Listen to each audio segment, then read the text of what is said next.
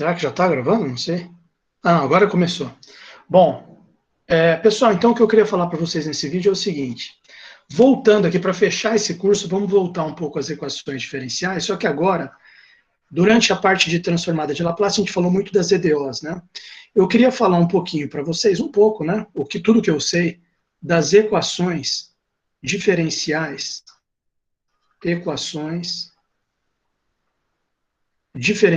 parciais, EDP para simplificar, né?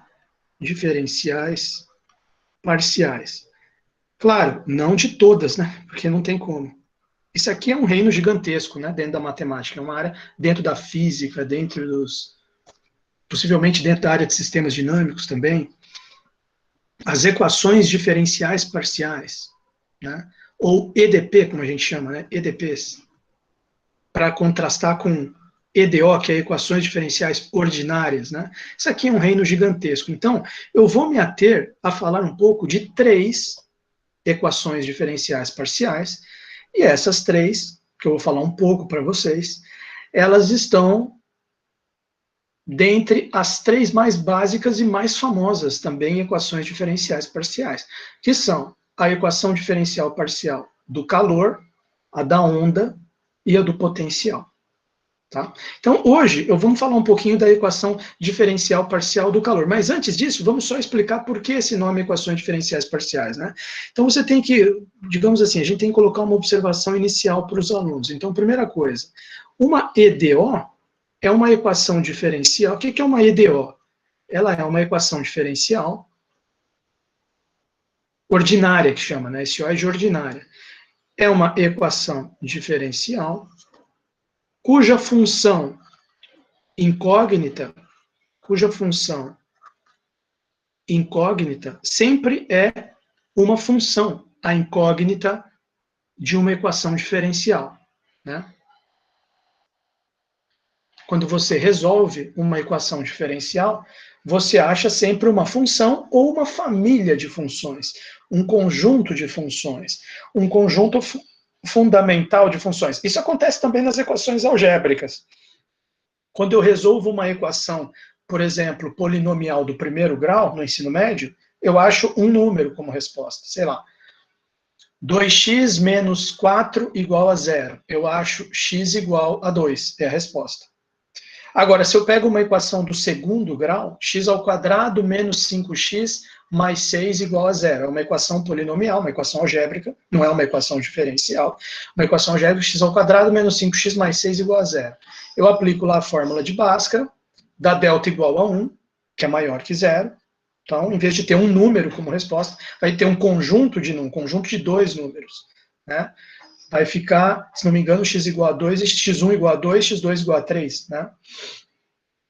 Vai dar 2 e 3. Nessa que eu falei, x ao quadrado menos 5x mais 6 igual a 0. Então, às vezes é um número, às vezes um conjunto de números.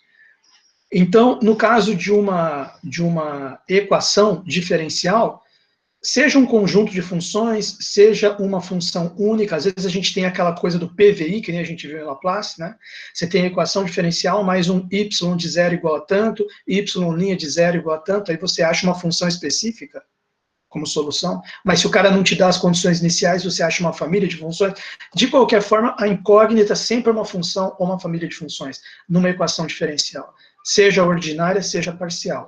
Agora, no caso da equação diferencial ordinária, o que é a equação diferencial ordinária? Ela é uma equação diferencial cuja função incógnita depende de apenas uma variável.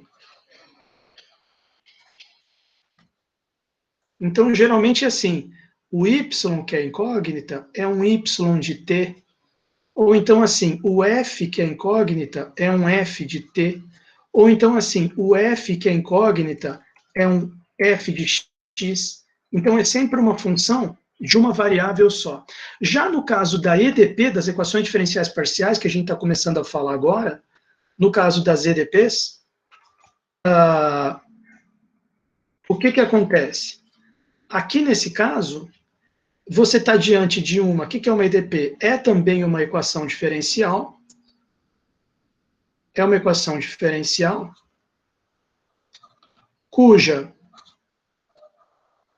função, que é incógnita dela,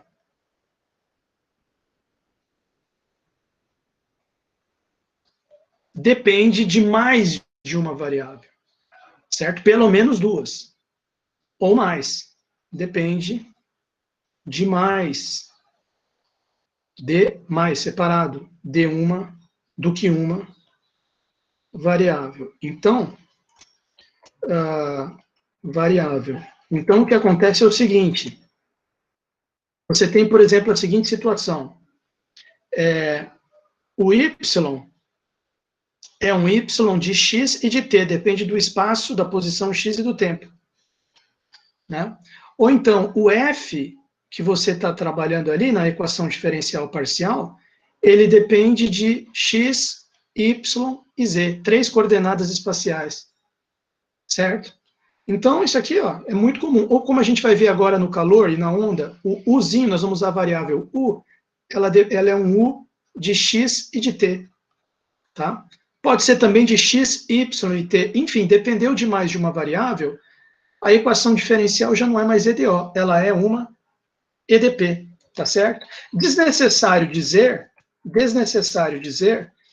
a quantidade de é muito grande a quantidade de aplicações disso aí em física, né?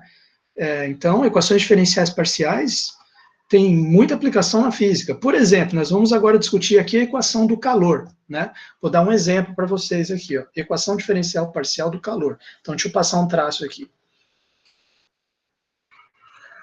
Mas todo mundo entendeu, né? Eu posso acreditar que vocês entenderam que a equação diferencial, como a gente resolveu na época de Laplace, como vocês talvez já tenham visto um pouco antes em cálculo 3, como vocês estão vendo aqui comigo, ela é uma equação cuja incógnita é uma função. Eu vou resolver para tentar achar uma função ou uma família de funções. Primeira coisa. Segunda coisa, quando que a gente chama de EDO? Equação diferencial ordinária. Quando a função que é incógnita é que nem aquelas do Laplace, era sempre um y de t. Sempre o y dependia só do tempo t. Né? Então, ou como na série de potência que a gente estudou, era sempre um y de x, ou um f de x, ou um f de t. Sempre assim. Né?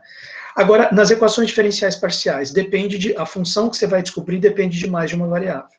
Né? Tanto que em cálculo, quando você aprende aquelas derivadas de funções de várias variáveis, o nome é derivada parcial, você deve se lembrar disso, né? Quem não se lembra da derivada parcial? Por exemplo, df dx. Vocês chegaram a estudar isso aqui em algum cálculo desses da vida? Cálculo 2, cálculo 3, vocês estudaram esse negócio aqui? Derivada parcial? Sim ou não? Vamos ver se alguém está reagindo aí.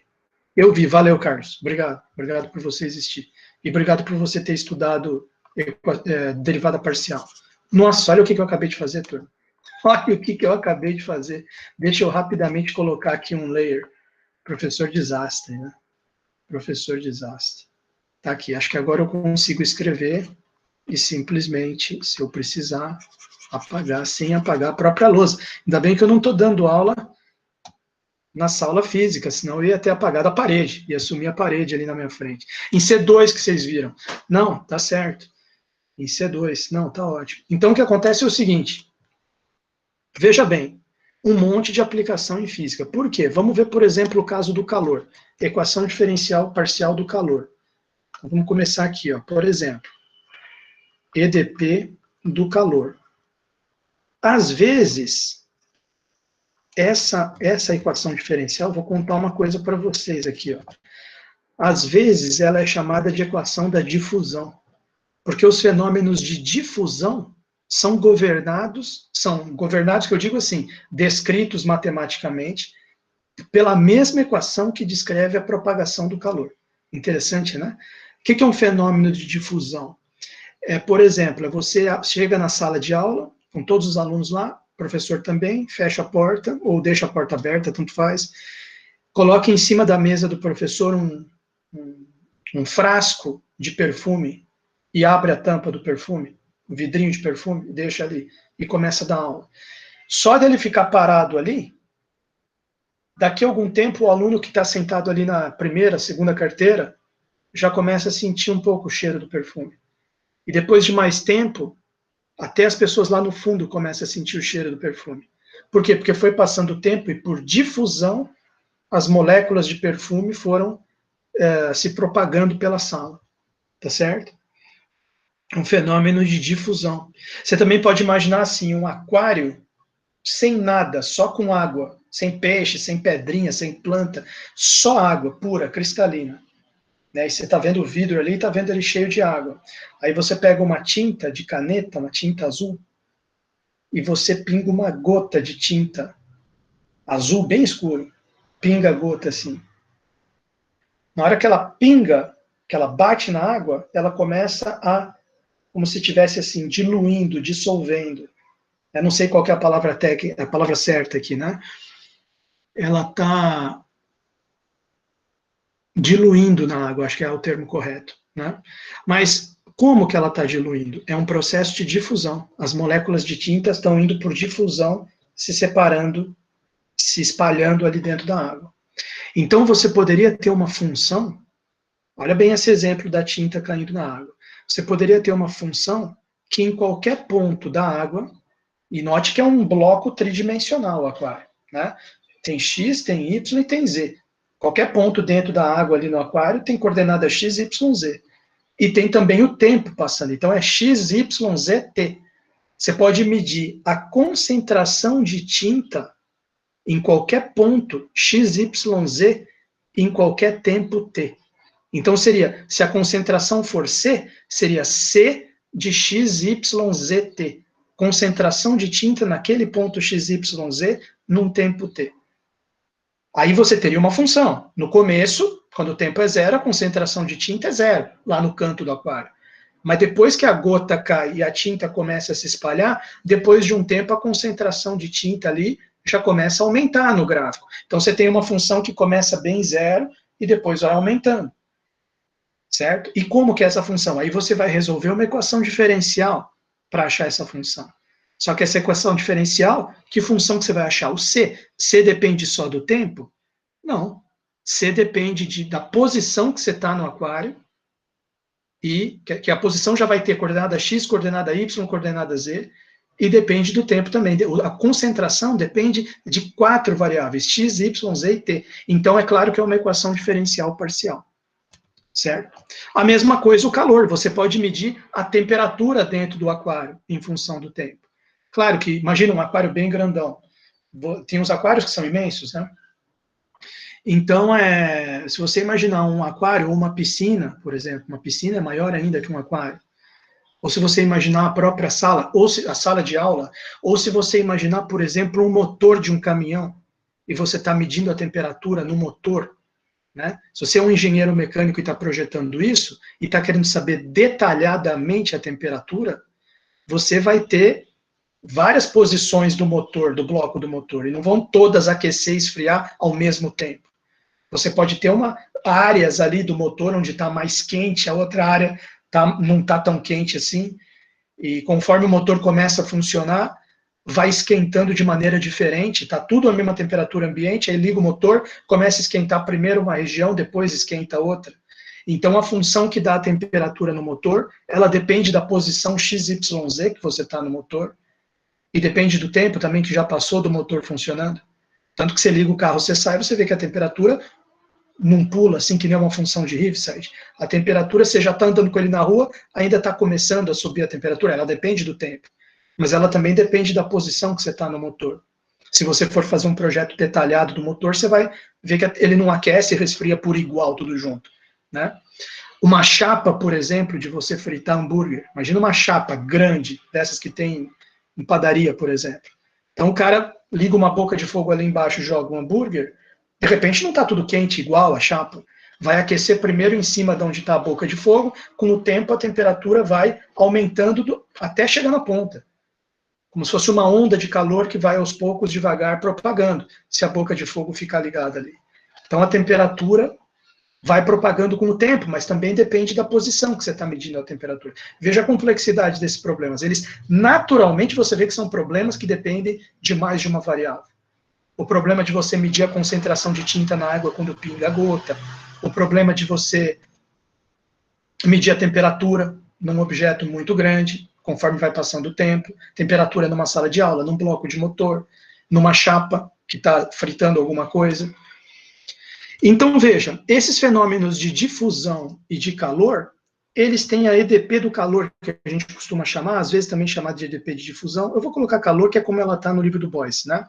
E eu não vou aqui, nesse nosso curso, como a gente já está muito avançado, já estamos quase em dezembro, eu não vou ficar fazendo a dedução dessas equações, porque acho que vai ser muito cansativo. Eu já tenho isso aí gravado em vídeo, está na outra playlist do semestre passado, eu vou passar esse vídeo que eu faço a dedução da equação para vocês, na playlist de vocês. E vocês podem assistir lá eu fazendo a dedução.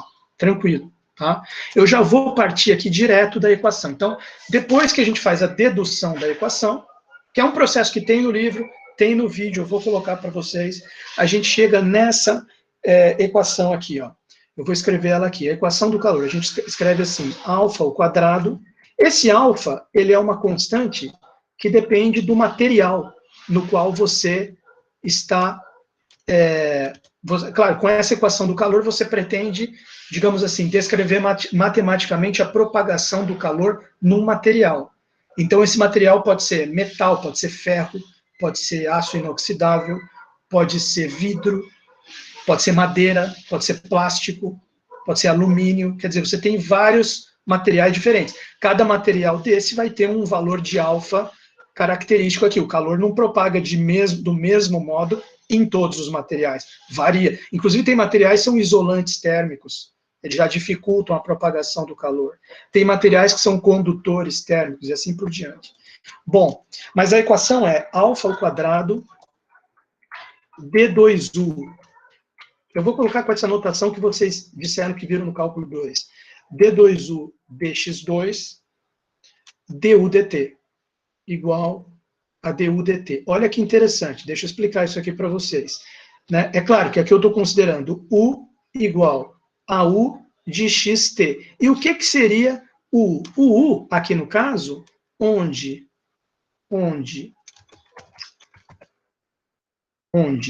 U igual a U de xt é a temperatura.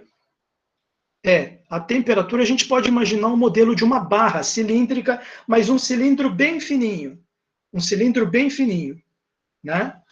Quase como, você pode imaginar assim, como se fosse um daqueles vergalhões que se usa em construção civil, mas aquele vergalhão, sabe, de 3/8, aquele que é mais fininho assim. Então, olha lá, onde U igual a U de xt é a temperatura em um ponto x num tempo t. É a temperatura numa... Aí eu vou colocar aqui, numa barra, vamos pensar numa barra ou num vergalhão. Numa barra, uma coisa unidimensional, num tempo, em um ponto x, em um ponto x, vírgula, em um tempo t. Tá certo? Tá aí. Então, quer dizer, se eu quero achar essa função é tudo que eu quero, né, em termos de física, de engenharia. Uma função que, se eu tenho uma barra ou qualquer objeto unidimensional, eu tenho a temperatura U em qualquer ponto x dela, em qualquer tempo t. Bom, professor, a equação mudaria, a equação para achar U, ela mudaria se, ao invés de uma barra, for que nem o senhor falou, uma chapa de metal? A equação é a mesma. Quem vai mudar é o U. O U, em vez de ser U de xt, ele seria U de x, y, t. Porque na barra, na chapa, você vai desprezar a espessura. E você vai pensar mais em termos de coordenada x, coordenada y, como se fosse uma placa, né? Um retângulo assim. Você vai ter a coordenada x, a coordenada y, vai ter o tempo t passando para uma chapa. Agora, para um bloco de motor, para uma coisa tridimensional, né? Aí você vai ter x, y, z, t. Mas na expressão do U vai ser igual a uma função U de x, y, z e t. Mas qual a equação diferencial para descobrir U? É a mesma equação diferencial aqui. Às vezes, o pessoal também escreve essa equação em outra notação. Eles escrevem assim, alfa ao quadrado, U, x quer dizer, esse x aqui significa a segunda derivada do U em relação a x, igual a UT, primeira derivada do U, em relação a tempo. Olha, professor, que interessante essa equação. Então, se eu achar uma função que satisfaz isso aí, uma função U, ela é uma função temperatura. Ela descreve a temperatura num ponto X no tempo T numa certa barra? Sim, essa que é a ideia. Mas por que essa equação? Por que é essa a equação do calor? Aí você tem que ver a dedução dela. Só que eu não vou fazer aqui, que eu não estou com saco para fazer isso. Já está feito lá no vídeo, está tudo gravadinho, eu vou colocar para vocês, vocês assistem lá, que vocês vão ver passo a passo ela sendo deduzida. Tá certo? A questão é, uma vez que ela está deduzida, surge a pergunta natural. Como resolvê-la e achar o U de xt? Então, o que a gente quer agora? Devemos agora resolvê-la, né? Resolvê-la e encontrarmos, e assim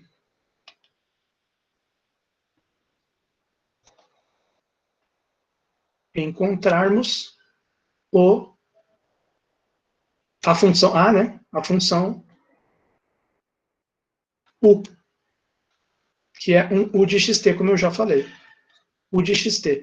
Quer dizer, você resolve agora essa equação para encontrar essa função U de xt, que vai te dar a temperatura num ponto X no tempo T. Tá, mas como resolver essa equação? Então, eu vou utilizar uma metodologia aqui, que depois eu vou repetir na equação da onda. Depois a gente vê essa equação aqui, que é a do calor, eu vou mostrar para vocês e vou resolver também com vocês a equação diferencial da onda, que é a equação que descreve os fenômenos ondulatórios. Por exemplo, onda em corda, como na corda do violão, tá? Onda eletromagnética, ou onda em superfície também. Todo fenômeno ondulatório, você tem a equação diferencial da onda. Tá? Esse método que eu vou usar agora para resolver a equação diferencial do calor, o mesmo método pode ser empregado para resolver a equação diferencial da onda. E depois a do potencial, que é a terceira, também conhecida como equação de Laplace, que é a terceira e última que eu vou comentar com vocês. Primeiro a do calor e a da onda. Todas as três dá para resolver por esse mesmo método, que se chama método da separação de variáveis. Olha só que interessante. Método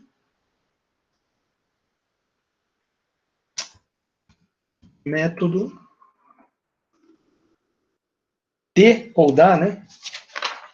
Método D, né? O pessoal costuma escrever assim, método de separação de variáveis. Método de separação de variáveis. Separação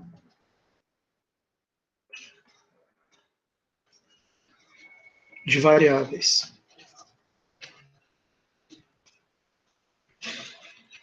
Tá certo? Tá aqui. Como que funciona esse método de separação de variáveis? Ele funciona da seguinte forma, né? A gente vai considerar que a ideia que está por trás desse método é a seguinte: a gente vai considerar que, eu já vou escrever na lousa, mas antes eu vou explicar para vocês. A gente vai considerar que o xzinho é independente do tzinho. Essa que é a ideia. Ou seja, o que significa isso matematicamente? Eu posso ficar na barra parado num ponto x, deixando o tempo passar. E eu fico parado naquele x, o tempo vai passando e eu tenho a variação de temperatura ali. Isso aí, tranquilo para mim. Você pode ficar vendo a temperatura só num ponto x parado, deixando o tempo passar. E por outro lado, você pode parar um tempo só e ver todos os x. O que seria isso? Seria uma foto. Você bate uma foto da barra. O tempo tá, aí você olha para a foto, o tempo está parado ali, o tempo não passa na foto. Parou o tempo. Mas você está vendo todos os... Supondo que a foto pegou a barra inteira, você está vendo todos os pontos X. Suponha que seja uma fotografia tirada com uma lente especial que pega o calor, que fica mais, sei lá, vermelho, onde está mais quente, ou mais azul, onde está mais frio, ou qualquer coisa assim, tá? Então, uma foto assim com uma lente térmica, sei lá como é que é o nome que se dá, uma lente de infravermelho, não sei, alguma lente especial que pegue, que a coloração tem a ver com a temperatura. Se você tirar uma foto da barra, você está com o tempo parado e com todos os pontos X você está vendo a temperatura. Por outro lado, se você fica parado num ponto X e deixa o tempo passar, o X está parado e o tempo está passando. Quer dizer, as duas situações são possíveis. São possíveis você ver, é possível você ver todos os x's no mesmo tempo, parado o tempo, e é possível você ver todos os tempos de 0 até infinito num mesmo x parado. Não tem nenhum problema nisso aí. Não é obrigado você, conforme o tempo está passando, você mexer o x. Não está uma variável ligada na outra. Elas são independentes. Então, isso aí sugere para a gente a ideia de separação de variáveis. A independência das variáveis. Tá certo? Bom, mas antes de escrever isso, deixa eu só fazer uma pequena introdução aqui, dizendo o seguinte para vocês. O que a gente vai resolver, então? Nós vamos resolver a equação do calor, meta-separação de variáveis. No caso, nós vamos usar para quê? Para resolução, que nós vamos fazer agora, para resolução da EDP do calor, essa aqui, da EDP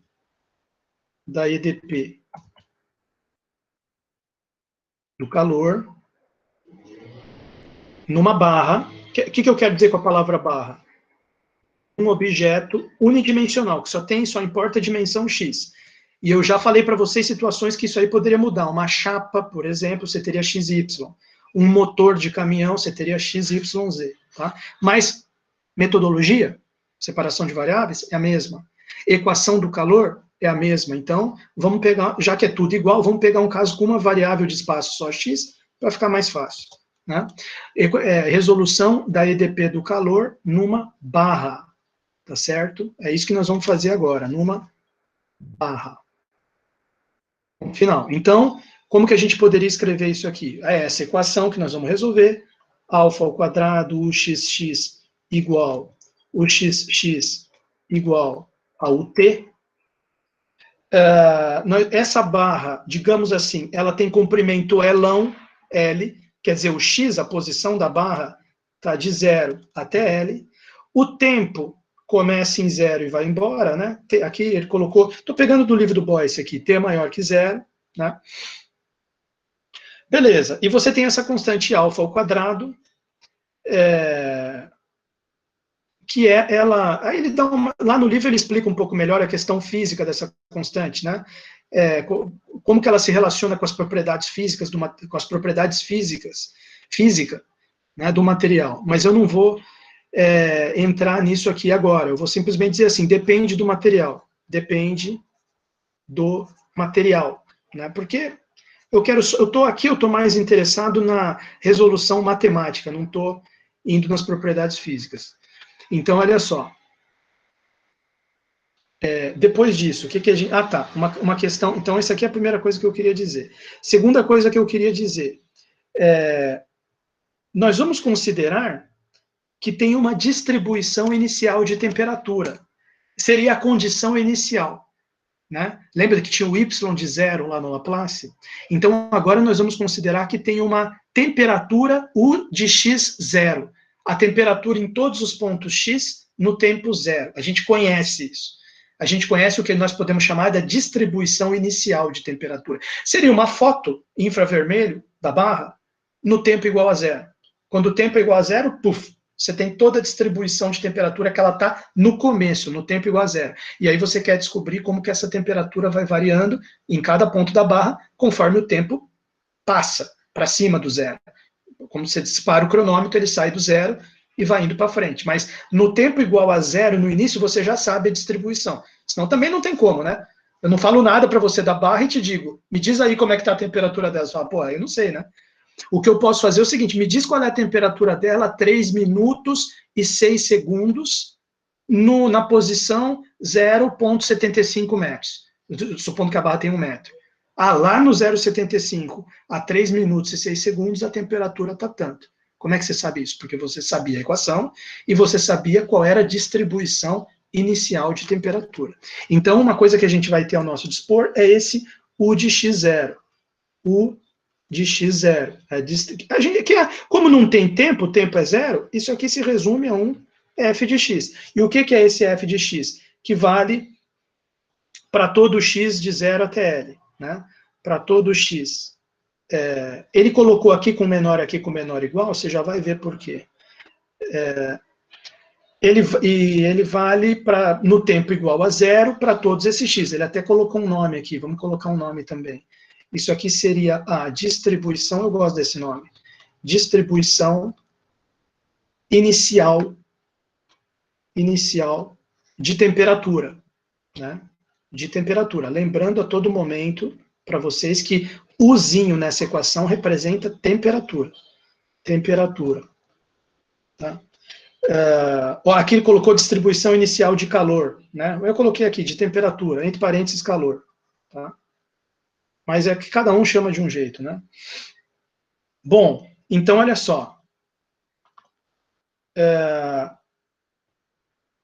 Aqui, o que mais que eu quero? Ah, tá. Aí você vai entender porque que aqui é menor ou igual. Ele diz o seguinte: nós vamos considerar que as extremidades, as duas pontas da barra, que uma está em x igual a 0, a outra está em x igual a L, nós vamos considerar que elas estão fixas em 0. Como se tivesse, gente, dois coolers, dois resfriadores ligados nas duas pontas da barra.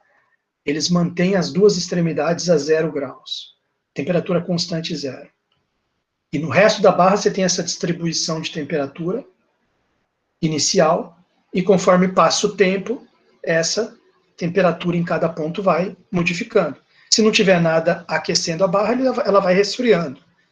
Se tiver, aí tem que ser considerado também, tá? Mas vamos ver aqui como é que vai ficar. Então vamos considerar que a temperatura U no ponto x igual a 0 e no tempo t, ela é igual à temperatura no ponto x igual a L, que é a outra extremidade da barra, em qualquer tempo t, que é igual a 0. Quer dizer, para todo tempo maior que 0. E também no tempo igual a 0 também, claro. Tá?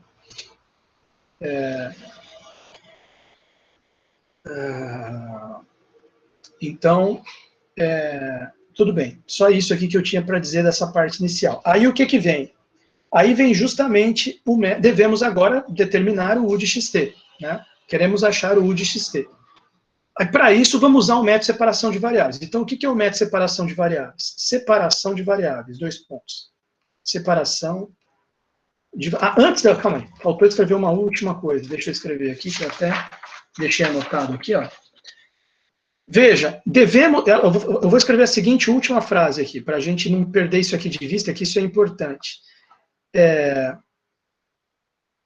Se toda vez que você considerar U de xt igual a 0, U de xt igual... Zero, e função identicamente nula. U de xt igual a 0 para todo x e para todo t. Isso aqui seria o que a gente chama de solução trivial. É a solução trivial.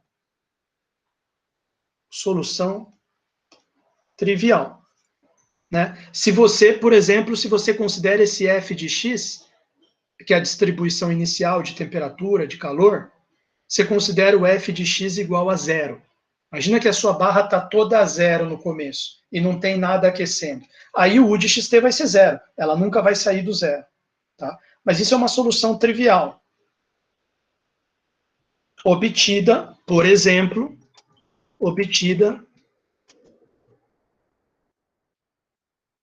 vírgula, por exemplo, se fizermos f de x igual a 0, f de x igual a 0, ok?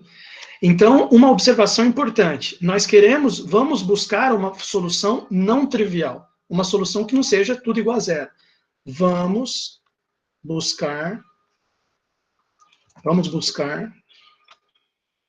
tentar encontrar, né, uma solução não trivial.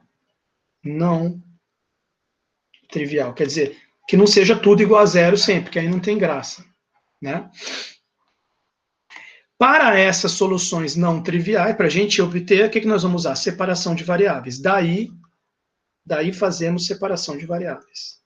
Que é aquilo que eu te falei da independência. Você poder medir a temperatura num ponto X parado, deixando o tempo passar, ou você poder bater uma foto e você ver a temperatura em todos os pontos X no mesmo tempo. Daí fazemos separação de variáveis. Fazemos ou impomos, né? Acho que é até legal usar o verbo impor. Daí impomos A gente vai impor a separação de variáveis. Separação de variáveis.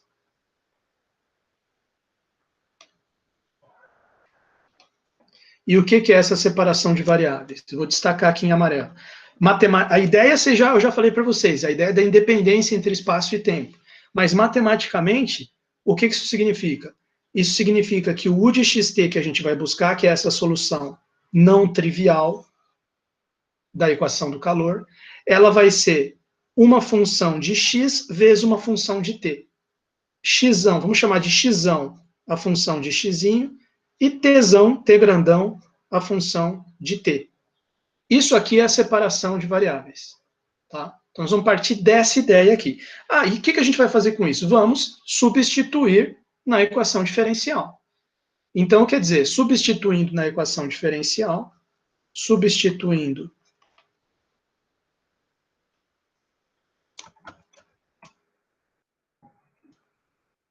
na EDP do calor, né, no caso, na EDP temos 2 pontos. Então, você tem lá a EDP, né, vamos lembrar como é que ela é, que a gente está resolvendo, é essa aqui, que é a mesma coisa que isso aqui. A gente pode agora substituir o U aqui, certo? Então, quer dizer, vou substituir aqui na EDP. Então, vai ficar assim. Alfa ao quadrado. Olha só que interessante que vai ficar. Temos, né? Temos alfa ao quadrado vezes, aí aqui, segunda derivada em relação a x, de quem? Do U de xt, d2u dx2, estou só copiando a equação, igual primeira derivada ddt de quem? De u de xt. Mas isso é equivalente a eu fazer o quê? Eu estou supondo pela separação de variáveis que o uzinho é x vezes t. Então vai ficar alfa ao quadrado, segunda derivada. Aí aqui no lugar do u fica x vezes t.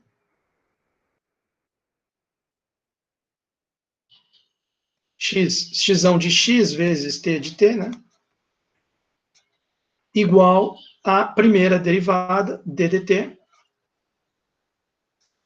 de x, t de t. Claro que, olha só que curioso, isso equivale ao quê? Isso equivale ao seguinte, essa derivada é em relação a x, o t não depende de x, então o t pode vir para fora. Então fica assim, alfa ao quadrado t de t, vezes a segunda derivada, só do x de x. Da mesma forma, do outro lado, o x de x não depende de t. Então, ele pode vir para fora também. Então, fica x de x vezes primeira derivada do t. Tá lá. Então, olha só. E não vou ficar escrevendo esse tzinho, xzinho aqui, vou simplificando um pouco a notação, né? Só que eu vou ter que escrever lá em cima. Simplificando um pouco, vou copiar isso aqui com a notação um pouco simplificada. Vai ficar assim, alfa ao quadrado t grande vezes segunda derivada do xão. Só simplificando aqui um pouco a notação, né? Vai ficar assim, alfa, aquilo ali que a gente acabou de escrever, é equivalente alfa ao quadrado t vezes a segunda derivada do xão, em relação a x. Igual, aí do outro lado tinha xão vezes a primeira derivada do tzão, em relação a tzinho. Tá? Simplificando mais ainda a notação, fica alfa ao quadrado t, porque aqui x depende só de x, ela é uma função de uma variável só. Então eu posso usar essa notação aqui. Ó. Eu poderia usar o d normal. d2x, dx2, porque já não é mais uma função de duas variáveis. Igual xão vezes dt dt. Inclusive, posso usar o linha, que também é uma notação para uma variável só, da derivadinha, né? Tipo y', f'. Então, posso escrever assim, vai simplificar mais ainda. Alfa ao quadrado t, alfa ao quadrado t, x, duas linhas, igual a x, t'. Olha que interessante que está ficando. E aí eu faço o seguinte, eu vou jogar x para um lado e t para o outro. Então, isso aqui eu posso dizer o seguinte, ó, isso aqui é equivalente a... Vou até colocar em amarelo agora. X duas linhas dividido por x, x duas linhas dividido por x, igual, passei dividindo para cá. E vou passar o alfa ao quadrado t para o lado de lá. Vai ficar 1 sobre alfa ao quadrado vezes t', que já estava lá, dividido por t. Olha que interessante. Olha que interessante. Certo? Então, e isso aqui tem que ser igual a uma constante. Aí tem o que eu sempre comento com os alunos, né? Eu falo, nossa, eu demorei um tempão para entender isso aqui, mas isso aqui precisa ser igual a uma constante, não tem jeito. E em qualquer livro que você pegar, né, pelo menos nos que eu consultei, essa constante é sempre chamada de menos lambda, tá certo? Igual a menos lambda. Aí, claro que isso precisa de alguma explicação para os alunos. Deixa eu só, até eu escrever o igual a menos lambda aqui, até eu chegar nessa parte amarela, vocês concordam com tudo que eu fiz? Será que tem alguém acompanhando? O pessoal me abandonou. Valeu, obrigado, obrigado. Então, olha só. Agora, tudo bem, ficou x duas linhas sobre x igual a 1 sobre alfa ao quadrado, t' sobre t. Agora, por que isso aqui é igual a uma constante, né? Então, olha só, lembra, tem a ver com a separação de variáveis. Lembra que eu falei que o xão de x era só de x. Xão é igual a xão de x. Só um rascunho isso aqui, depois eu vou apagar. E tzão é igual a t só de tzinho. Tipo, as variáveis xzinho e tzinho não se misturam, vamos dizer assim. Nessas funções aqui, pelo menos, não. Então, você pensa o seguinte, imagina, eu estou dizendo que isso aqui é constante, e estou dizendo que isso aqui, porque isso aqui é claro que é constante, né? Alfa é constante, então 1 sobre alfa ao quadrado é constante também, mas essa parte aqui também é constante. Veja que eu não estou dizendo que o xão é constante. Também não estou dizendo que o tzão é constante. Eu estou dizendo que x, duas linhas dividido por x, é constante. Eu estou dizendo que t' sobre t é constante. Isso aqui é constante. E por que eu estou falando isso? Vamos imaginar que não fosse constante. Vamos imaginar que esse x duas linhas sobre x pudesse variar conforme eu mudo o xzinho. Porque é óbvio que se xão é xão de xzinho, xão duas linhas também é xão duas linhas de xzinho. As duas dependem de xzinho aqui. Então, imagina que se eu mexesse xzinho, isso aqui mudasse de valor. Fosse 0, 1, 2, 5, menos 7, ficasse mudando. Eu acabei de provar, todo o passo a passo que eu vim até chegar nessa parte amarela, eu acabei de provar que ele, o x duas linhas sobre x, é igual a isso aqui. Só que isso aqui não depende de x. Por quê? Porque isso aqui é uma constante, está parado. Esse t aqui embaixo depende só de tzinho. E o t' depende só de tzinho também. Então, lembra que eu falei da independência das variáveis? Se eu deixar o tzinho parado e eu mexer, variar xzinho, e eu supor que isso aqui não é constante, a hora que eu deixei tzinho parado, isso aqui ficou parado. A hora que eu mexi x, se eu imaginar que isso aqui vai variar, ele mudou. Você concorda que quebrou essa igualdade aqui? Porque esse aqui mudou de valor e esse aqui ficou parado. Então você quebrou a igualdade. Vocês concordam comigo que eu quebro a igualdade se eu considerar que um deles varia? Sim ou não? X duas linhas sobre x varia. Pum, mudou de valor ali. T' sobre t parado. Você fala, pô, quebrou a igualdade. Porque um ficou parado, o outro variou. Só que aí você pensa o seguinte, pô, mas então essa igualdade não vale? Mas da onde que veio essa igualdade? Veio daqui, veio daqui, veio daqui. Se você voltar todo passo a passo, você vai descobrir que a igualdade veio da onde? Ela veio da própria equação do calor. Então essa igualdade não pode ser quebrada, porque se ela quebrar, significa que, sei lá, você está questionando a equação do calor, que ela não está certa. Então, essa igualdade aqui, como ela está vindo direto da equação do calor, eu só substituí na equação do calor aquele x de x vezes t de t, essa igualdade precisa ser mantida.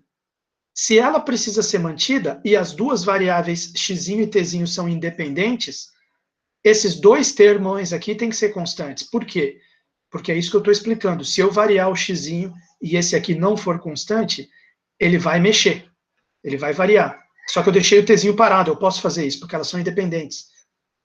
A hora que eu deixei o tzinho parado, isso aqui ficou parado. Esse aqui variou, quebrou a igualdade. Só que não pode quebrar a igualdade. Tá certo? Então, eles dois têm que ser constantes. E, é claro, se isso é igual a isso tudo, então eles vão ser iguais à mesma constante, porque os dois aqui são iguais, estão igualados. Né? Então, bom, acredito que deu chance aí de vocês entenderem. Pelo menos é como eu entendi, depois de muito pensar sobre isso, né? E, geralmente esse passo é feito direto nos livros, né? Pá, igual constante, menos lambda. Fala, ué, onde é que será que veio isso, né? Bom, então olha só. Então tá lá, menos lambda. Agora, você vai falar, por que menos lambda? Por que você não coloca igual a um outro valor aqui? Né? Lambda, por exemplo, sem menos. Você já vai ver.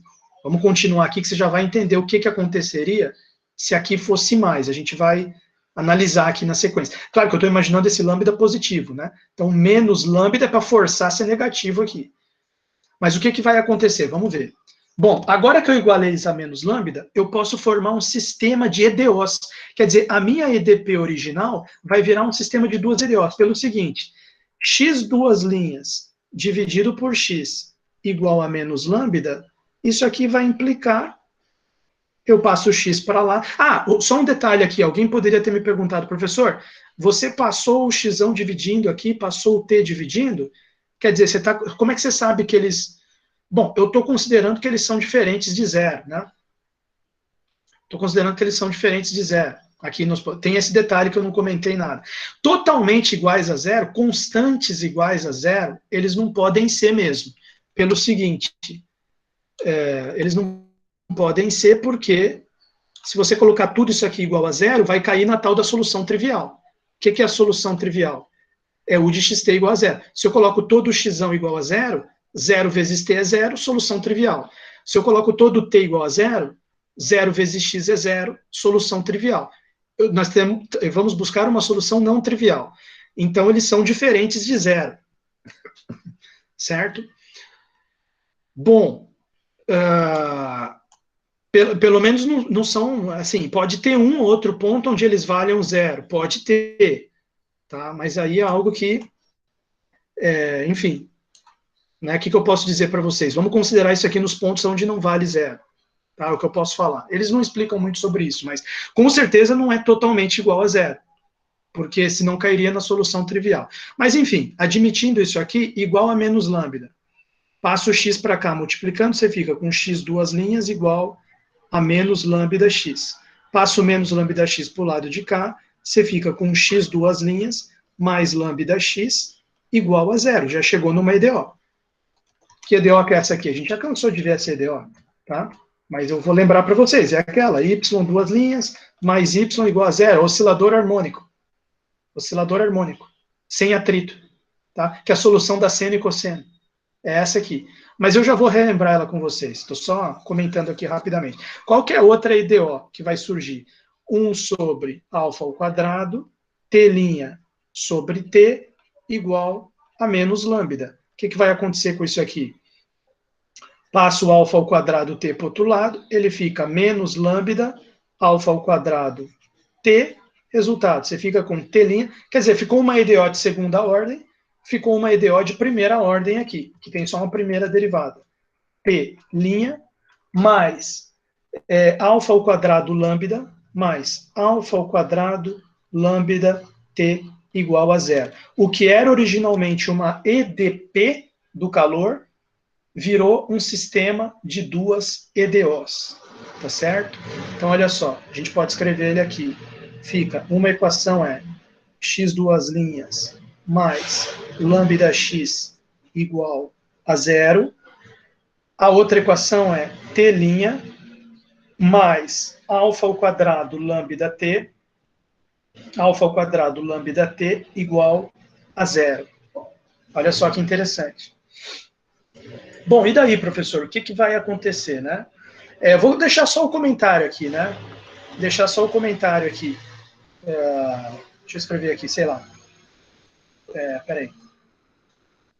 Note que, né? Porque vale a pena observar isso aqui, por favor. Note que a EDP inicial do calor, né? A EDP inicial do problema transformou-se num sisteminha de duas IDOs. Transformou-se, ou foi transformada, num sistema de duas EDOs. Quer dizer, houve uma certa simplificação do problema. Uma EDP que eu não sabia resolver, virou duas EDOs que eu sei resolver as duas. Tá? Então, olha só. Bom, e aí, essa parte de resolver as duas, professor, o que, que você tem a dizer? Eu tenho a dizer o seguinte. Observe, por exemplo, essa primeira EDO. Vou fazer em laranja aqui. Ó. Observação. Quanto à primeira EDO. A primeira EDO, em primeiro lugar, vamos lembrar isso aqui. Ó. O que, que seria y duas linhas mais y igual a zero? O que, que seria isso aqui? A gente resolveu isso aqui por série de potência, resolveu por transformada de Laplace, né? Então, qual que é a solução disso aqui? Né? Qual que é a solução disso aqui? Vamos tentar. Vamos ver se a gente lembra um pouquinho de Laplace. Se você aplicar Laplace dos dois lados, vai ficar assim. L do y duas linhas mais L do y igual a L de zero, que é zero. Quanto que é L de y duas linhas? Vocês se lembram? Se não me engano é assim, né? S ao quadrado é fão de S, é assim? Não. Me lembrem a fórmula aí. Menos S, Y, vocês que estão bons de Laplace aí, menos Y' de zero, mais S, F de S. Não, aqui não tem derivada. Aqui é só F de S. É fão de S igual a zero. Eu acertei isso aqui, turma? Vocês estão me zoando aí? Deixa eu ver se o pessoal está me zoando em off. Ou eu acertei? Ninguém está nem ligando. Apliquei Laplace certinho aqui? Puta, o pessoal já era. Vamos chamar esse y de zero de azinho. Vamos chamar de azinho aqui. E vamos chamar esse aqui de bzinho. Para simplificar. Então, como que ficou isso aqui?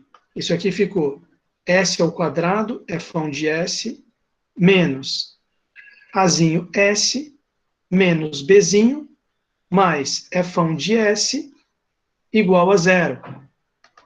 Aí a gente coloca em evidência o f de s, vai ficar assim, né? S ao quadrado mais 1 vezes fão de s. Aqui juntei esses dois termos com fão de s. Ficou s ao quadrado mais 1 em evidência. Igual, aí passei esses para o outro lado. Ficou as mais b do outro lado. A hora que você passar aqui dividindo, ó, isso que eu queria mostrar para você. F de s igual. Vai ficar AS sobre S ao quadrado mais 1, mais B sobre S ao quadrado mais 1. Aí, claro, você pode botar esse Azinho e Bzinho para cá, fica Azinho vezes. Azinho vezes. Eu não sei se vocês estão conseguindo identificar aí o que aconteceu. Ó. S sobre S ao quadrado mais 1, mais Bzinho sobre... Não, desculpa. Bzinho vezes 1 sobre S ao quadrado mais 1. Vocês estão conseguindo identificar aqui o que aconteceu? Se a fão de S é igual a isso aqui, quem que você diria, então, que é o Yzinho, sei lá, de T? Vamos chamar Y de T aqui. Vamos ver se o pessoal consegue identificar. Não sei se o pessoal está... Tá certo, né? E quem que são as transformadas inversas disso aqui? De S sobre S ao quadrado mais 1 e 1 sobre S ao quadrado mais 1. Agora que eu preciso escrever o Y de T. Quem são as transformadas inversas? Quem que se lembra? Não é possível. Olha lá, que maravilha.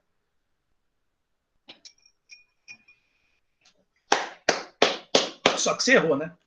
Eu tô aplaudindo, mas você errou. Porque, na verdade, é o seguinte. Olha bem a situação aqui, né? Você escreveu... É o contrário, exatamente. É o contrário. Então, na verdade, aqui, na verdade, a gente chegou que é A cosseno de T mais B seno de T. Só que aqui, você fala, professor, por que você está comentando tudo isso? Porque olha bem a equação que a gente está aqui, ó. Esse y duas linhas eu coloquei por causa desse x duas linhas. Esse mais eu coloquei por causa desse mais aqui. E esse y eu coloquei por causa desse x. Só que faltou o lambda. Eu fiz sem lambda para simplificar um pouco, né? Mas e se tivesse o lambda? Olha, bicho, se tivesse o lambda, o que ia acontecer? Ia ficar um lambda aqui. Vamos colocar esse lambda aí para ver o que acontece. Ia ter aparecido um lambda aqui.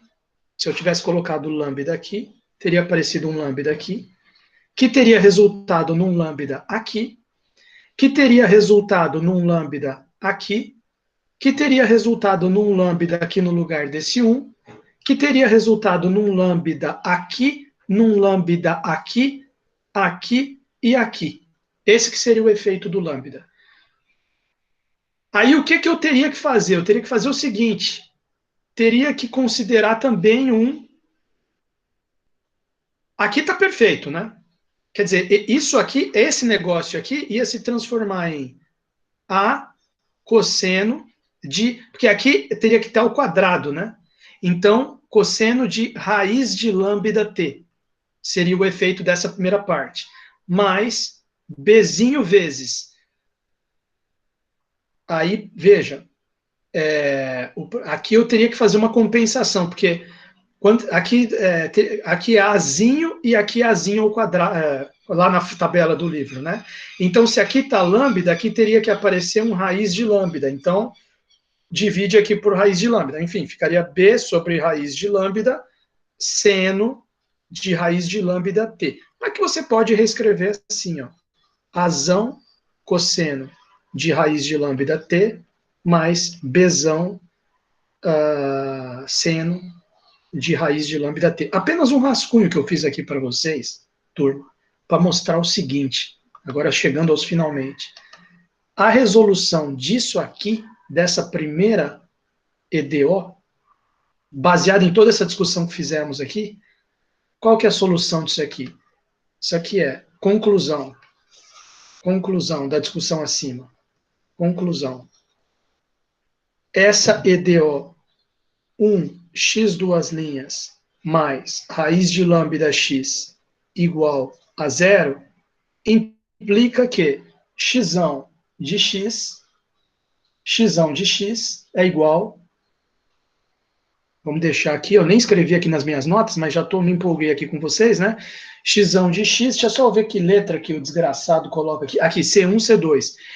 Em vez de chamar de Azão, Bzão, ele chamou Czinho 1 cosseno de lambda x, raiz de lambda x, mais Czinho 2 seno de raiz de lambda vezes x.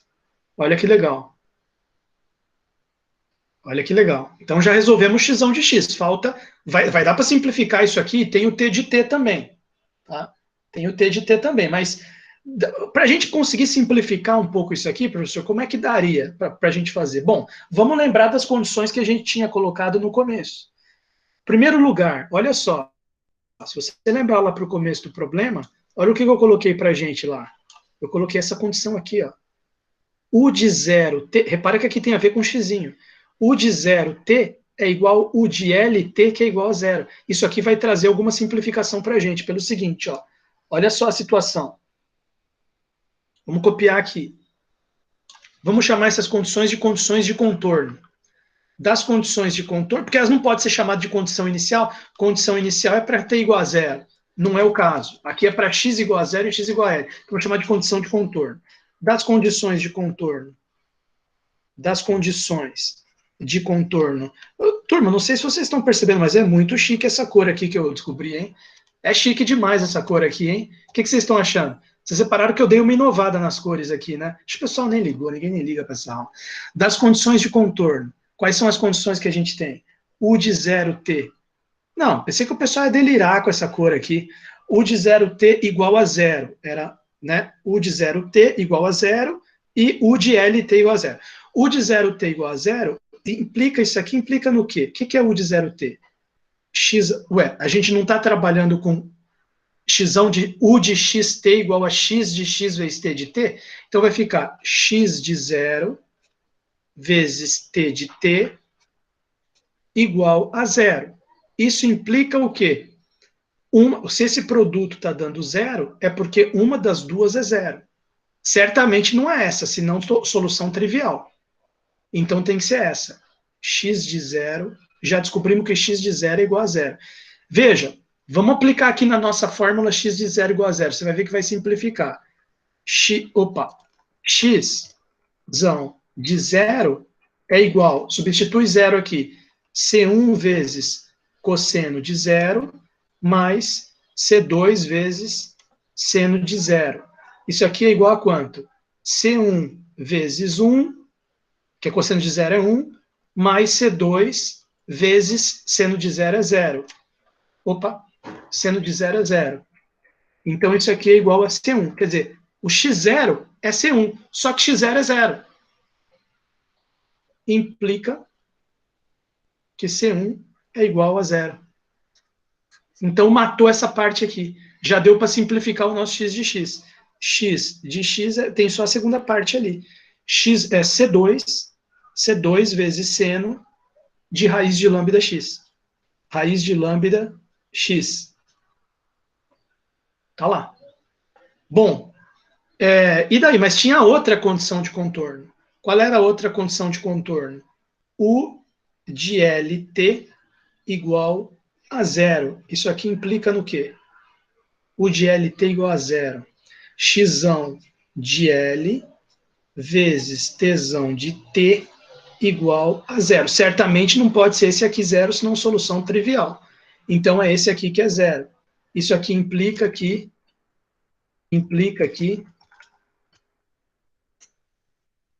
xão de L é igual a 0. Só que veja bem, o que isso aqui vai trazer para a gente? Vamos substituir aqui na fórmula. Xão de L é igual a C2 vezes seno de raiz de lambda vezes L. E isso aqui tem que ser igual a 0. De novo, você tem uma multiplicação aqui. Deixa eu ver se o pessoal está prestando atenção. Vocês estão indo? Aí, o pessoal prestou atenção na cor, ó, chique, muito bom. Não, as cores, olha as cores que eu andei pegando umas cores aqui para variar um pouco. Esse verde aqui eu achei muito bacana. Não sei se vocês repararam nessa aqui ó, também.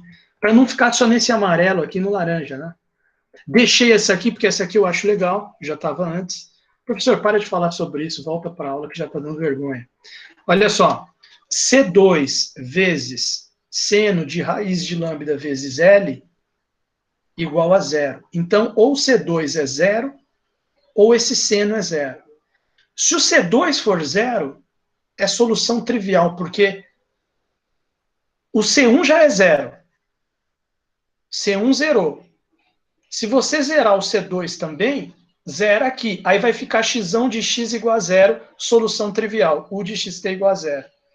Então, não é o C2 que é 0. Então, para fugir da... Você repara como essa ideia da gente estar buscando alguma solução que não seja a solução trivial, como que ela é uma ideia importante, porque várias coisas a gente não considera para não cair na solução trivial. Então, olha só.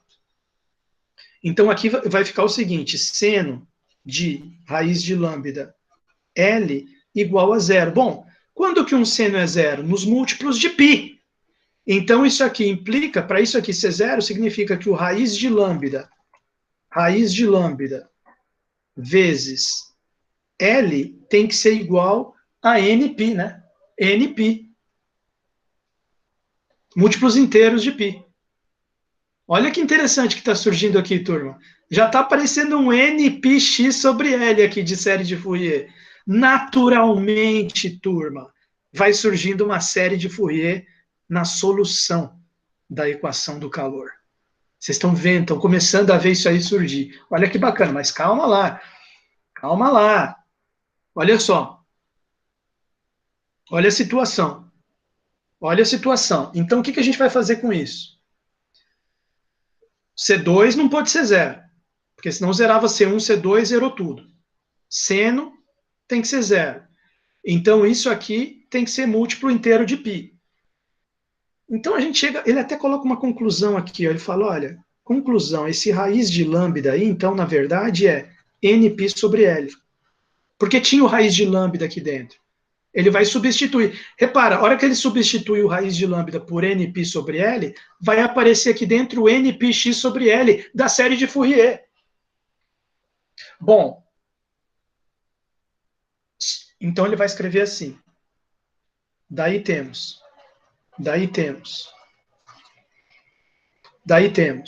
x n de x é igual, porque o C1 já era zero.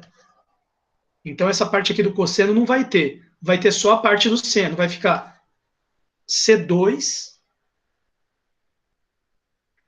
Ele vai escrever, na verdade, se você substituir ali, eu vou, antes de colocar n aqui, ó, se você substituir direto, vai ficar assim, x de x igual, C1 é zero, vezes cosseno de npx sobre L, mais C2 não zerou.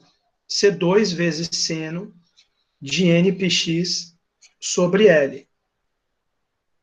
Certo? Esse aqui some, porque é zero, vai ficar só isso aqui, como x de x. Só que ele considera que para cada n você tem uma solução. Então, por exemplo, 2πx sobre L é uma solução, 3πx sobre L é outra solução, 9πx sobre L. Então, para cada n você tem uma solução. Então, ele vai escrever assim, xn é igual, vai desprezar a constante, porque a constante vai entrar depois. Então, ele deixa a constante de fora e diz xn igual a seno, eu vou chamar a atenção quando voltar essa constante aqui. Xn igual a seno de n π x sobre L. Não é que ele está pegando C2 igual a 1, não. Ele está só chamando de xn só o seno sem a constante. Por quê? Porque ele vai dizer o seguinte, ó. Onde o lambda n, também o lambda depende de n, né? Onde lambda n é igual a n ao quadrado, passou a raiz para o outro lado. Π quadrado sobre L ao quadrado. Olha que interessante. A gente já esclareceu a parte do x, como é que ele é. Falta a parte do t. Então vamos voltar agora na equação do t. Olha lá a equação do t como é que era. Depois a gente deixa esse x parado aqui, depois a gente volta aqui. Nós já trabalhamos bastante o x. Agora vamos voltar aqui no t. Olha aqui a equação de t, equação 2. Equação 2. Primeira já foi, a segunda é essa aqui. Só que essa aqui é uma equação de primeira ordem, mais fácil ainda. Mais fácil ainda. Vamos tentar Laplace de novo, para lembrar? Vamos lá, fazer uma OBS lá. Como é que seria uma equação do tipo... Olha a situação aqui, OBS, outra OBS laranja. Como é que seria uma equação do tipo, lembrando do Laplace, né? Y' primeira ordem, mais y igual a zero, se você tacasse Laplace. Se você tacasse Laplace, ficaria L de y' mais L de y igual a zero. Do L do outro lado. L de 0 a 0. Só que o L de y', como é que é a fórmula? O L de y' é S, fão de S, menos y de 0, mais fão de S igual a 0. Coloque em evidência. Se você colocar em evidência, vai ficar S mais 1 fão de S igual a y de 0. Se você passar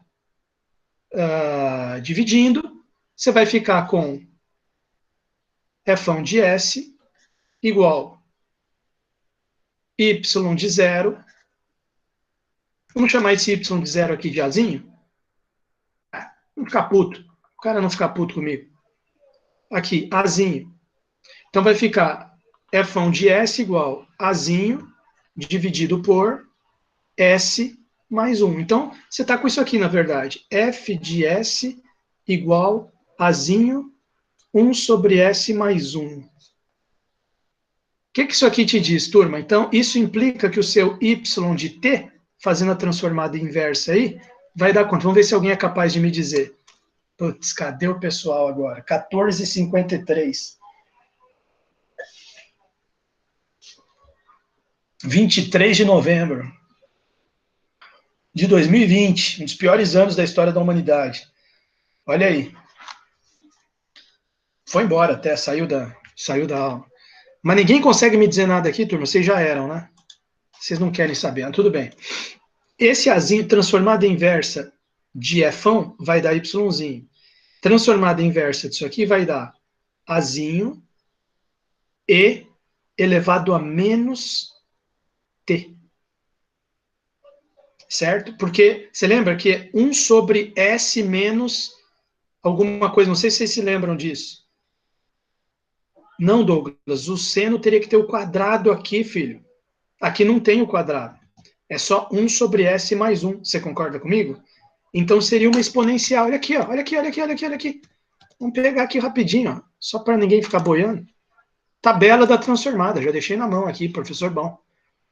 Olha só, se você for ver aqui a tabela da transformada, a transformada de elevado a azinho... Deixa eu mudar essa letra aqui para não confundir. Em vez de botar azinho, eu vou botar essa letra aqui, Bzinho, para não me ferrar aqui. Bzinho. Deixa eu colocar aqui. Chama aqui de Bzinho. Chama aqui de Bzinho. Chama aqui de Bzinho.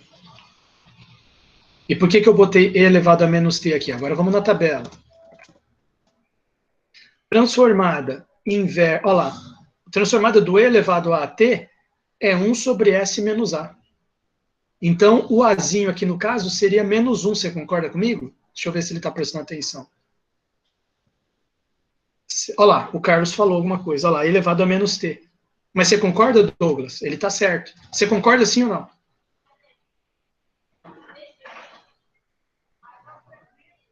Putz. Sim, aê.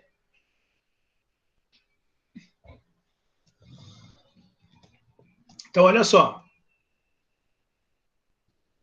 Olha a situação. Olha a situação. Então, voltando à nossa equação, qual que é a equação que a gente tem lá?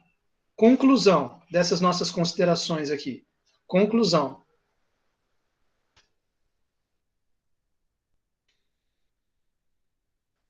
Conclusão é a seguinte.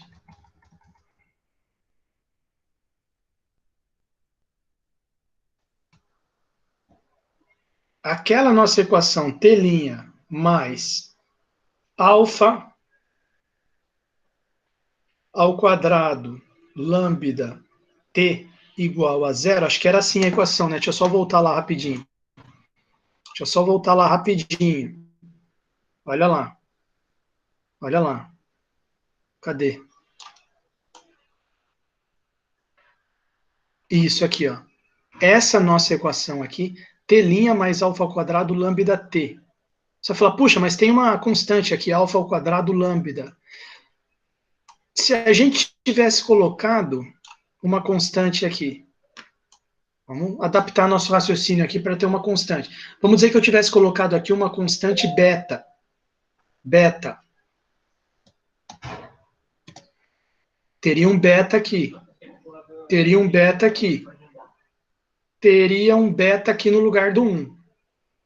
Teria um beta... Aqui faltou corrigir. Aqui é B. Aqui é Bzinho. Aqui é Bzinho. Aqui é Bzinho. Aqui no lugar do 1 seria beta. Aqui no lugar do 1 seria beta. Então, aqui ficaria Bzinho vezes Z elevado a menos beta T. Então, a presença de uma constante aqui acarreta numa mudança aqui na exponencial. Ela entra aqui na exponencial, mas continua negativa. Então, isso significa que, conclusão dessa nossa análise aqui dessa equação, que é igual a essa, no lugar do beta, alfa ao quadrado lambda. Isso implica que o nosso T de T, finalmente, ele é uma constante, que aqui no livro ele nem chama de nada a constante, Tá? Vamos colocar uma letra aqui para representar. Vamos deixar Bzinho mesmo. Bzinho vezes E elevado a menos alfa ao quadrado lambda Tzinho. Tá? Alfa ao quadrado lambda Tzinho. Espera aí. Deixa eu ver aqui. Isso. Isso aqui. Isso aqui. Só que veja bem, no item anterior, a gente já viu quem é a lambda. Olha quem que a gente viu aqui. Aqui o lambda. Ó. O lambda, ele é n ao quadrado, π quadrado sobre L ao quadrado. Então dá para você substituir ali. Aí ficaria assim, ó. Nós estamos chegando na solução da equação do calor. Calma aí, turma.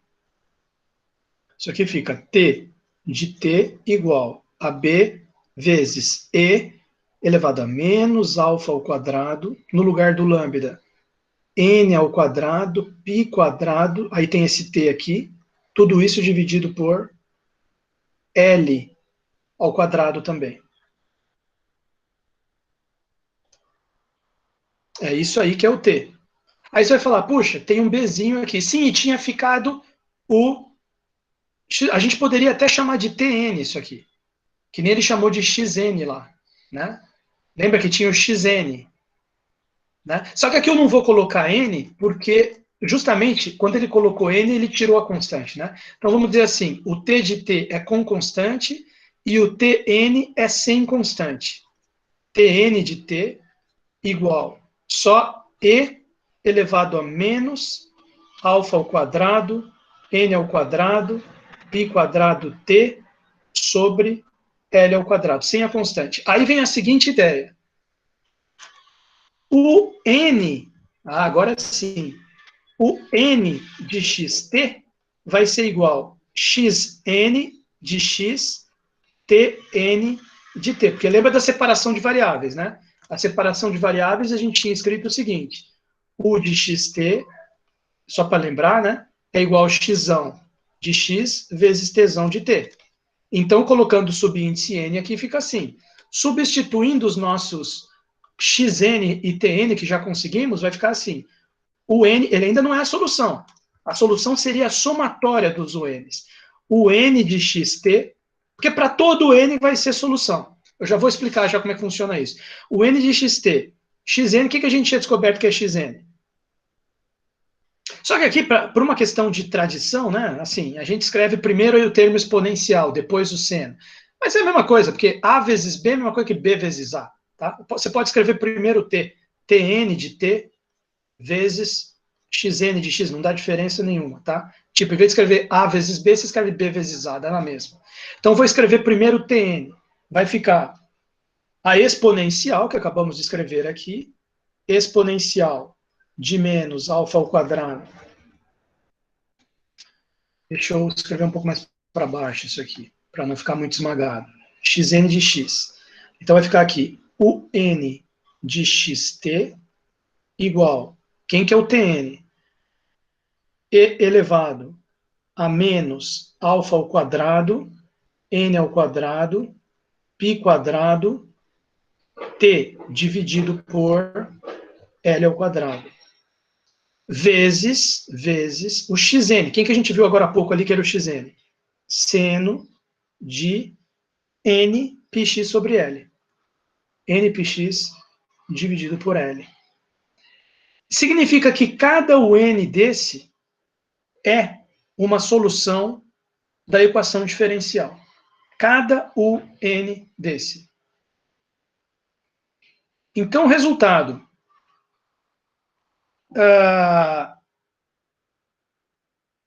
Se eu somar todos esses UNs, se eu somar todos os UNs, eu também tenho uma solução, porque nas equações diferenciais a gente tem esse princípio, né? Se o F é solução e o G é solução, então F mais G também é.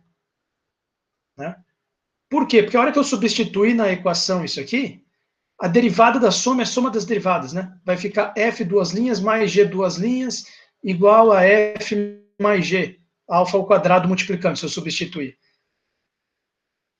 Então você já viu. né, vai dar certo, porque você sabe que F duas linhas é igual a F, porque o F é solução. Você sabe que G duas linhas é igual a G, porque G é solução. Então, isso aqui fica igual a F, isso aqui fica igual a G, zero igual a zero, deu certo. Quer dizer, o que eu estou tentando comentar com vocês é o seguinte: quando eu tenho duas soluções, a soma, isso aí chama princípio da superposição. Uma solução, outra solução. Se eu somar as duas, também é solução da equação diferencial. Então, o que eu vou dizer? A solução, o conjunto de solução. Aí você vai dizer, professor, você tinha jogado fora um C2 que estava aqui, multiplicando um seno, aquele C2 eu não esqueci, e você jogou fora esse Bzinho aqui que está multiplicando exponencial. Então, na hora de fazer a superposição, você junta as duas constantes C2 e B numa constante Cn. Aí fica assim, ó. Deixa eu escrever nessa cor final aqui. U de xt fica igual a somatória de n igual a 1 até infinito, n igual a 1 até infinito, Cn, quem que é o Cn? Seria o C2 vezes o B. Cn vezes a exponencial menos alfa ao quadrado, n ao quadrado, π quadrado, t, e você está vendo, talvez pela primeira vez na sua vida, não sei, a solução da equação do calor. L dividido por L vezes seno de npx sobre L. Veja, isso aqui, você que é da computação, por exemplo, e mesmo um aluno que seja da elétrica pode fazer também, você pode rodar isso aqui no computador. Claro, você vai ter que descobrir aí, pegar algum valor alfa, algum comprimento L da barra. O alfa você pega de algum material. O L, você imagina o comprimento da barra que você quer, sei lá, 1 metro, você coloca 1 aqui. E aí você roda isso no computador. E você vai descobrir. Você faz um programinha lá, você entre com o ponto X. Aí o cara joga X, vamos supor que a barra tem 1 metro. O cara joga X igual a 0,5, quer dizer, no meio da barra. Certo? Pensa bem o que eu estou falando. Olha só que legal. Você roda um computador para rodar essa fórmula aqui. Claro que você não vai poder somar até infinito. Você soma até, sei lá, 1000. Tá? Talvez o computador consiga em pouco tempo somar 1000 termos isso aqui. Você abre a janelinha para o cara. O que você prefere digitar? X ou o tempo? Né? Vamos supor que o cara... não, na verdade, não é o que ele prefere. Ele digita os dois. Né? Seria um programa mais simples. Então, o cara digita lá, x igual a meio. Tem que digitar o L, o comprimento, né? L igual a 1. Então, imagina, você abriu lá uma janelinha, vamos imaginar uma janelinha aqui. Isso aí você poderia fazer, ó, um programinha. Você digita lá, ó, seria uma coisa meio assim, sei lá, engenharia mecânica, algo assim. O cara digita L, abre a janela, L, aí o cara digita lá o comprimento, vamos supor que ele quer uma barra de 1 metro de comprimento. Aí digita diga para mim a posição, aí vai ter que ser uma posição entre 0 e 1. Aí o cara digita, eu quero saber a temperatura na posição 0,82 ou 0,72 metros. A barra tem 1 metro, eu quero saber a temperatura na posição 0,72 metros. Então, já apareceu aqui L igual a 1, L igual a 1, X 0,72. Em qual tempo você quer saber? Digamos que o cara queira saber a temperatura ali depois de 2 minutos. Digamos que tem que dar em segundos, né? Então ele digita assim, 120 segundos. Então aqui vai entrar 120. Pergunta para a turma, com essa fórmula aqui na sua mão, você conseguiria programar essa janelinha aqui? O cara digitaria o comprimento da barra, a posição, o tempo que ele quer saber a temperatura, e você conseguiria rodar e entregar para ele a temperatura U nessa posição X, nesse tempo T que ele digitou, ou tá alguma coisa aqui está te mostrando que vai emperrar esse programa em algum momento? Vamos ver se alguém me responde. Olha bem a situação da fórmula que se obteve aqui no final, para U de xt. Tem algum problema para dar certo isso aqui, ou você já conseguiria programar para mim? O C, o CN, o pessoal está esperto. Essa turma é ponta firme. Por isso que eles não gostam muito de mim. Olha só, falta o CN, tá certo. Como é que o cara vai rodar o programa e entregar para ele o U, que é o que todo mundo quer saber, a temperatura, em termos de engenharia? Como que ele vai saber a temperatura se eu não tenho o CN? Tanto que o cara até desconfiou ali, ó. O que é o CN mesmo? Eles têm razão, falta o CN. Só que agora eu vou te falar uma coisa muito interessante que você vai chorar, porque a beleza matemática disso que eu vou te falar agora é uma das coisas que eu até arrepio. Nós não usamos até agora aquela nossa distribuição inicial de temperatura. Lembra? Eu falei lá no começo aqui, ó. Lá no começo eu disse para vocês, olha, eu vou colocar algumas coisas aqui antes da gente resolver, né? A gente não vai buscar a solução trivial, a gente vai tentar resolver essa equação aqui, né? Aqui, a gente tem aqui nas pontas da barra ela está mantida a zero, usamos as duas, a gente só não usou isso aqui, ó, a distribuição inicial de temperatura, que é uma função f de x, que corresponde a u de x0, de 0 até L. Vamos impor isso aqui na nossa solução para ver o que acontece com esse CN aí que vocês estão falando. Vamos lá. Então você pega ali, ó, agora, vírgula, lembrando que,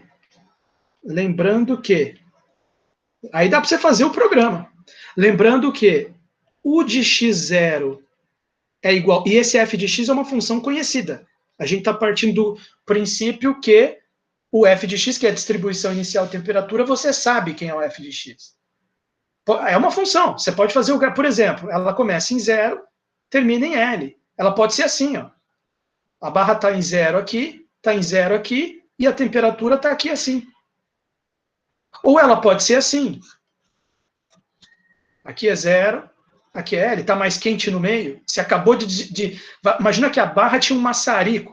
A barra estava aqui e estava um maçarico ligado aqui, ó, com a chaminha dele aqui aquecendo. Aí, quando o tempo igual a 0, foi justamente quando você desligou o maçarico. Você desligou. Aí, tempo igual a 0. Aí começa a contar. Aqui na ponta, tinha os coolers mantendo em 0. Mas lá no meio onde estava ligado o maçarico, a temperatura teve um pico aqui. Aí isso aqui seria justamente o tempo igual a 0. Então, esse aqui é o seu f de x. Olha lá. F de x é quando o tempo é igual a 0. Tranquilo fazer uma integral disso aqui, achar a fórmula. Nossa, então quer dizer, os exercícios que você vai ver que eu deixei ali no livro, poucos, uns 3 ou 4 exercícios para vocês fazerem, e é tudo curto, tá? Não precisa ficar tenso. Você vai ver, e é interessante isso aqui. Ele mexe com essa brincadeira do f de x, dado uma distribuição inicial de temperatura. Então, lembrando que eu tenho f de x, que é u de x0, vem que, vamos substituir aqui. O que acontece se você pegar essa fórmula que está nessa cor e trocar o tempo por 0?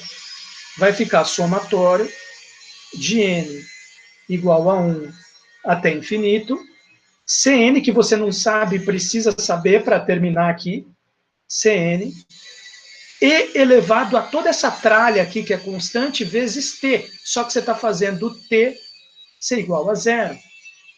Então, aqui vai ficar e elevado a 0, que é 1, vezes seno de npx sobre L. Turma, isso aqui é exatamente uma série de Fourier. E detalhe, isso aqui é o U de x0, que é igual a f de x. Então, você está afirmando que f de x é uma série de Fourier em senos. Então, você está considerando que ela é ímpar. Faz uma extensão ímpar. Lembra da ideia de extensão ímpar? Então, a ideia aqui é a seguinte. Você tem o teu f de x para cá, né, de 0 até L. Vamos dizer que ele seja assim. Né? Vamos dizer que ele seja assim. Aqui é o 0. Digamos que aqui seja o L. Então, só que eu fiz um gráfico ruim, calma aí. F de x. Digamos que aqui seja o 0. E aqui é o L. Está aqui. E vamos dizer que a sua função está aqui assim, ó. essa f de x, a distribuição inicial de temperatura. Então, você vai ter que fazer aqui assim, ó. Considera... Isso aqui é só teoria, você não vai fazer nada. Estou fazendo o gráfico só para você entender a teoria. Você considera uma extensão ímpar dela, porque você está vendo que é uma série de Fourier em senos. Série de Fourier.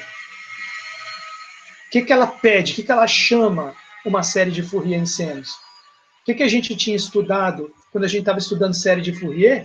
A função par gerava uma série com termo constante e cosseno. A função ímpar gerava uma série com senos. Então, me faz pensar numa função ímpar. E aí, sendo a função ímpar, né, fazer extensão ímpar. Então, aqui está a extensão ímpar. O livro lá eu comentei no dia na aula. Depois você pega lá na parte de Fourier, ele explica isso aqui. Ele fala certinho isso aqui. Mas eu comentei na aula também. E como é que ficam as fórmulas daí? Aí o que acontece? Na extensão ímpar você tem A0 igual a 0, AN igual a 0, e o BN, que no caso é o nosso CN, BN, que no caso é igual ao nosso CN, vai ser igual a 2 sobre L, integral de 0 até L, F de x, que é a distribuição inicial de temperatura, seno de npx sobre L dx. Com essa conta aqui, você descobre o CN, joga o CN aqui, e você tem o programinha feito. Você programou essa fórmula aqui, abriu a janela, o cara te diz o comprimento da barra, te diz a posição dela, te diz o tempo, você roda, entrega a temperatura para o cara exatamente naquele ponto, exatamente no tempo que ele quer. De acordo com a característica física do material que entra aqui nesse alfa. Tá certo? Então, olha só. Então, resumindo, achei o CN. Então, ficou assim a nossa solução da equação do calor. E acabou sendo uma aplicação de série de Fourier. U de xt igual somatório de n igual a 1. Para fechar a aula com chave de ouro. N igual a 1 até infinito. Cn exponencial menos alfa ao quadrado, n ao quadrado, π quadrado, t sobre L ao quadrado, seno de npx sobre L, ponto vírgula onde o Cn, esse aqui que vocês perceberam que faltava para terminar o problema, é dado por 2 sobre L, integral de 0 até L, de 0 até L, f de x, seno de npx sobre L, dx. Putz, não coube aqui. Que merda esse final, hein? Puta, olha, vou te dizer uma coisa, a desgraça, viu, cara? Aqui, ó, ponto vírgula, onde Cn é inacreditável, né? 2 sobre L, integral de 0, olha só, integral de 0 até L, f de x, seno de npx sobre L, dx.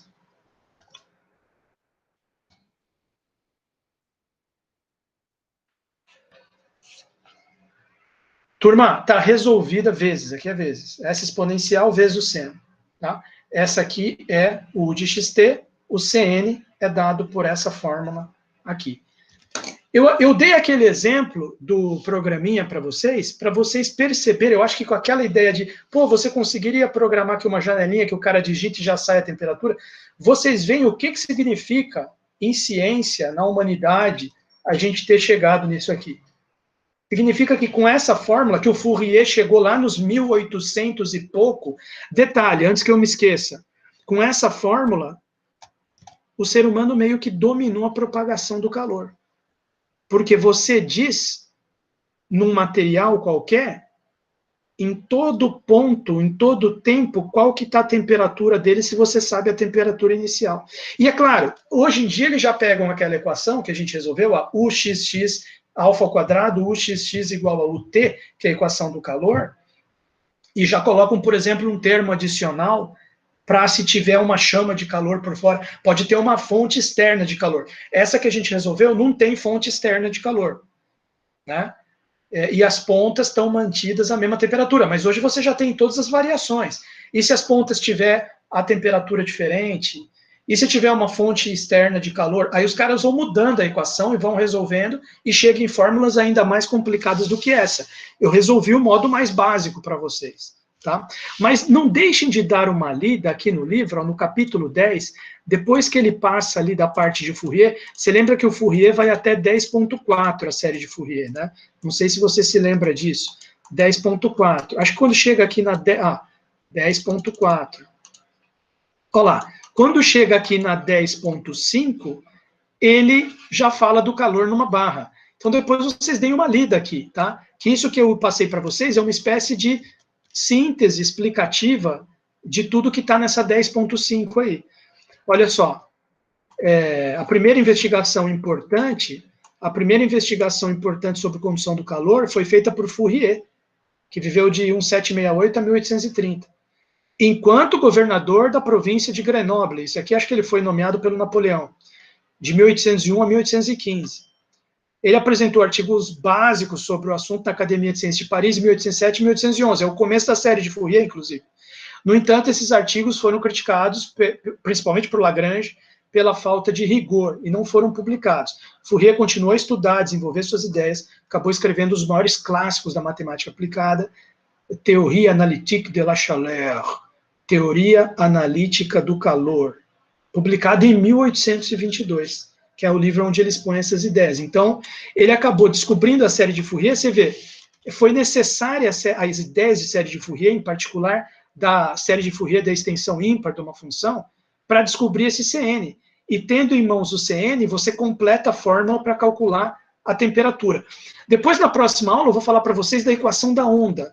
Aí vocês vão ver que vai acontecer a mesma coisa no final. Nós vamos ter começo de uma equação diferencial um pouquinho diferente, que é para onda, não é para o calor, resolve por separação de variáveis, no final cai numa fórmula de somatório que você precisa saber o CN. E aí, justamente, como é que você vai saber o CN? Com uma série de Fourier. Então, com a série de Fourier, ele resolveu o problema da propagação do calor e o problema das ondas, tá certo? Da equação da onda, dos fenômenos ondulatórios. Tá? Mas não deixem de dar, por enquanto, para o calor, vocês deem uma lida nessa seção 10.5 aqui, que ele vai falar tudo isso que eu tive comentando aqui com vocês. Tá? Olha a questão dos alfas ao quadrado para diferentes materiais, tá? As condições de contorno, depois aquela resolução toda que eu fiz com vocês, eu expliquei por que é igual a constante menos lambda. Aqui a questão do menos lambda, veja bem, se aqui eu não colocasse o menos, deixasse só lambda, aqui ia ficar menos. E o que ia acontecer com uma equação? Eu não fiz ali com vocês para não perder tempo, mas o que seria? Eu dava para fazer por Laplace também. X duas linhas menos lambda x. Sabe o que ia acontecer, turma? A solução ia dar do tipo exponencial. Aí como é que eu posso ter uma barra toda aquecida, que está passando o tempo, e a temperatura vai crescendo exponencialmente em cada ponto? Não tem a ver com a realidade. Entende? Então, o cara já sabe que você teria que ter uma solução ondulatória ali no espaço. E no tempo, uma exponencial negativa, porque se está passando o tempo e não tem fonte de calor externo, você tem que ir tendendo a zero a temperatura. Então, até para fazer sentido físico, tem que ser menos lambda ali. Tenta fazer com lambda aqui. Você vai cair num menos aqui, vai resolver isso aqui, você vai dar uma exponencial. Tá? Bom, vai dar tipo, em vez de dar seno e cosseno, vai dar seno e cosseno hiperbólico, que tem a ver com exponencial. Aí você vai ver lá, vai ver a situação, fica complicado, tá? Bom, mas deem uma lida nisso aqui. Bom, já estourou o tempo, eu peço desculpa para vocês por ter estourado o tempo, agradeço a atenção de vocês, peço desculpa por qualquer coisa, e